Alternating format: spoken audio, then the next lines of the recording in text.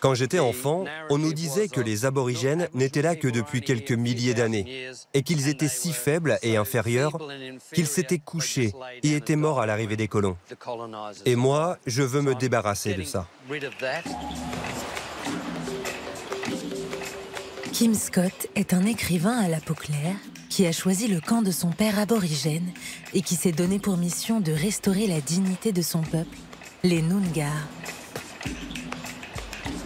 Avec son livre « That Dead Man Dance », il a obtenu pour la deuxième fois, en 2011, la plus prestigieuse des récompenses littéraires australiennes. À travers ce roman, la quête identitaire de Kim Scott prend la forme d'une plongée dans le passé, au temps de la rencontre entre les Noongar et les colons britanniques en 1826. Ce pan de l'histoire australienne, l'écrivain le raconte depuis un point de vue toujours ignoré jusqu'ici, celui des autochtones.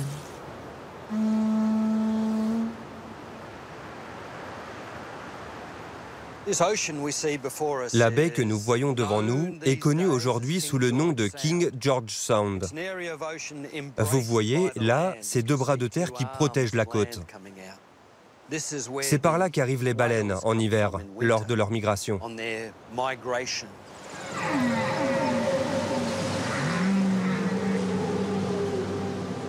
Cette baie où a grandi Kim Scott au début des années 60 est le point de départ de son roman.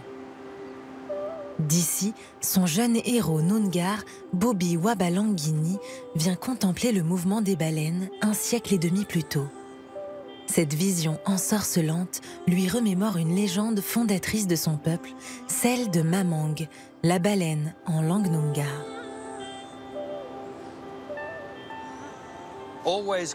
Toujours curieux, toujours courageux.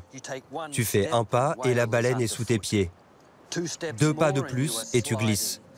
Tu glisses vers le fond d'une caverne sombre qui respire et résonne du chant des baleines. Laisse ta voix se joindre au grondement de la baleine. Chante ce chant que ton père t'a appris alors que la baleine plonge dans les profondeurs.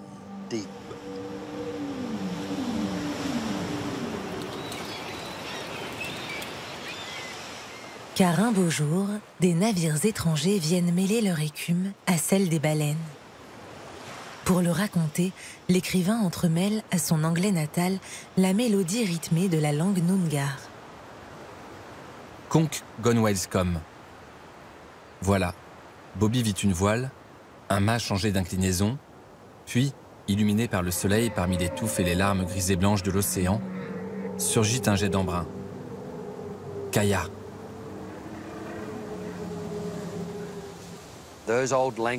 Ces contes offrent par leur langue une vision du monde radicalement différente de celle qu'apportent les archives coloniales. Je n'avais pas pris conscience de cette langue très ancienne. Ces rythmes et ces sons m'ont fait prendre conscience de qui sont les Noongar et de qui je suis. La langue de ses ancêtres, Kim Scott en ignore tout quand il grandit. Son père a été lui-même forcé de l'oublier dès sa plus tendre enfance à cause de la politique d'assimilation des aborigènes. Orphelin de père à 19 ans, Scott n'a plus qu'une idée en tête, remonter le fil de ses origines. Sa quête prend un tournant décisif avec la rencontre d'une parente éloignée, Hazel Brown. Aux côtés de cette matriarche du clan Wirlomin Noongar, véritable mémoire de son peuple, l'écrivain entreprend de retrouver les chants, les contes et d'apprendre la langue de ses aïeuls. Elle me considérait comme son fils prodigue, issu de sa propre communauté et même de sa famille. Alors que j'étais adulte, j'ai pu ainsi me reconnecter en profondeur à cet héritage, à son épaisseur, à sa dimension spirituelle, connaître les rythmes de ce lieu d'une manière beaucoup plus profonde.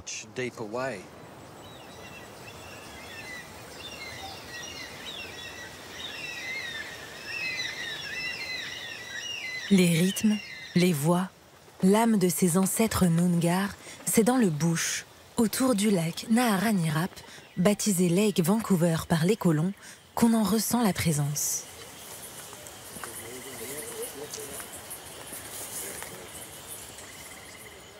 Tu vois les grenouilles?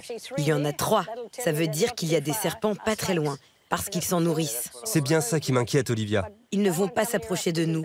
Ils s'intéressent aux grenouilles. Tout va bien pour toi.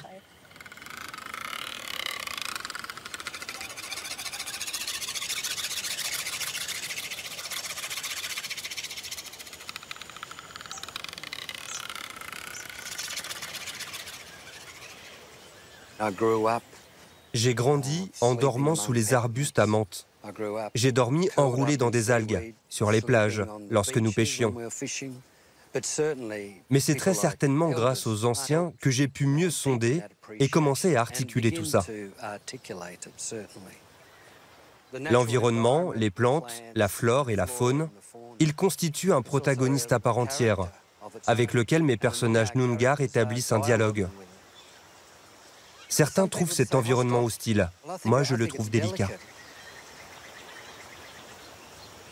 Ceux qui perçoivent cette terre comme inhospitalière, ce sont notamment les colons britanniques quand ils débarquent ici au début du 19e siècle. Dans le roman de Kim Scott, ils trouvent en Bobby, son héros, un guide providentiel.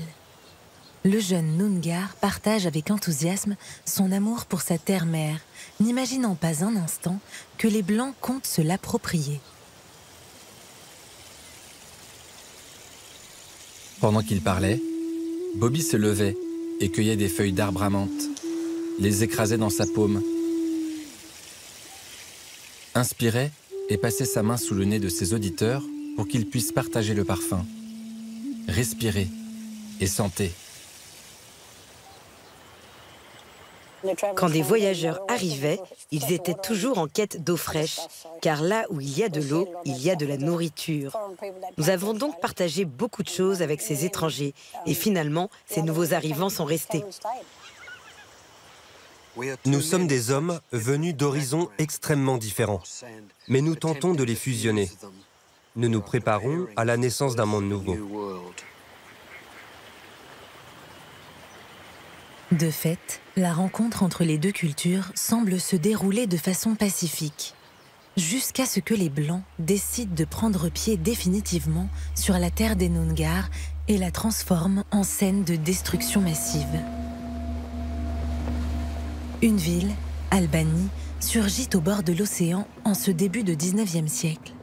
Des voiliers viennent par dizaines y jeter l'ancre, à l'image du brick Amity, dont une réplique est amarrée aujourd'hui le long de la Princess Royal Drive. Parmi ces navires, des baleiniers arrivent en nombre. Bobby, le héros du roman, comme tant d'autres Noongar, s'y retrouve embarqué. Prompts à user de leur savoir ancestral pour repérer les baleines, ils découvrent la joie d'obtenir, en contrepartie, un salaire et la reconnaissance des Blancs. Sans songer un instant que l'extermination des baleines n'est qu'un prélude à leur propre disparition. Avec Bobby à la barre, il tapait et cognait les vagues, se faisant balloter et brinque-baller, se vautrant au cœur des embruns et de l'écume, crispé et tendu par l'excitation, jusqu'à ce que la pointe scintillante de la lance frappe la baleine encore et encore, et les calme enfin. Accompagné de son chant, il se retrouvait dans la barque, devenu soudain petit et frêle, à esquiver la queue et les nageoires et la tête immense, tandis que les vagues et la baleine les projetaient d'un côté et de l'autre, les aspergeant de sang chaud et coagulé. Puis ils entendirent un frère gémir, tout bas, agonisant.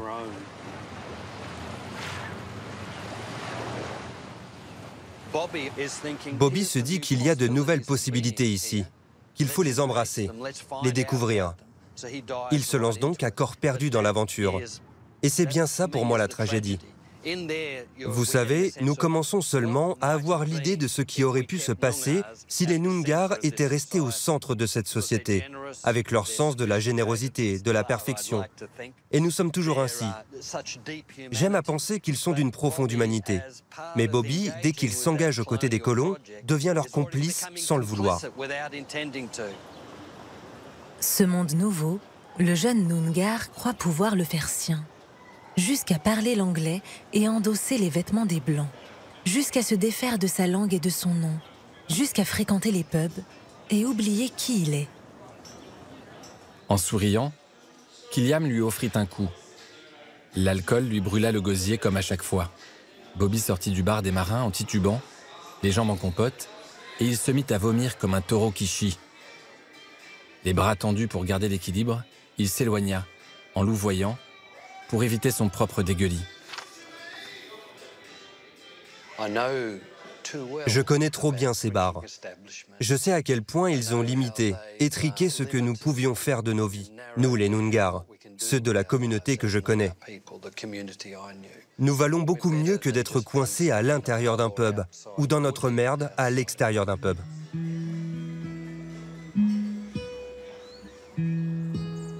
En reprenant ses esprits, Bobby relève la tête.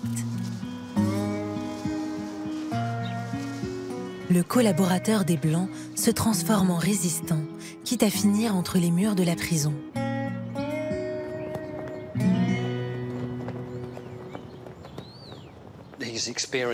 Bobby fait l'expérience de la société coloniale qui l'enferme de tous les côtés. Il tente de résister, il vole des moutons parce qu'une famine a été provoquée par l'arrivée des colons. Il cherche à se déplacer là où il en a besoin, mais on ne le laisse pas faire. Et comme il résiste aux lois, alors il se retrouve enfermé dans des endroits comme celui-ci.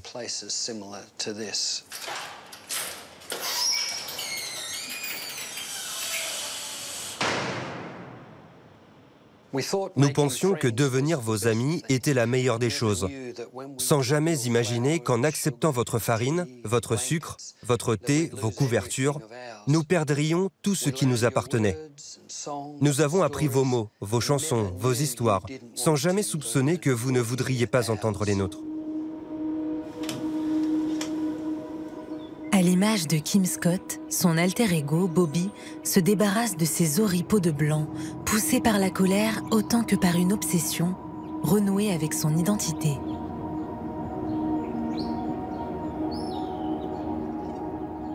Il ôta sa veste, la laissa boutonnée, avec le chapeau dessus, et se mit à danser à travers la pièce avec elle, comme si c'était une partenaire de bal. Ni Jack Buoka, ma chemise. Bobby fit une pirouette et la chemise s'envola. Un os fin et brillant lui traversait le nez. Des plumes aux couleurs vives flottaient dans ses cheveux. Et une cape en cuir lui couvrait le corps des épaules aux mollets. Il regarda son public. Il sourit et sut qu'il l'avait conquis.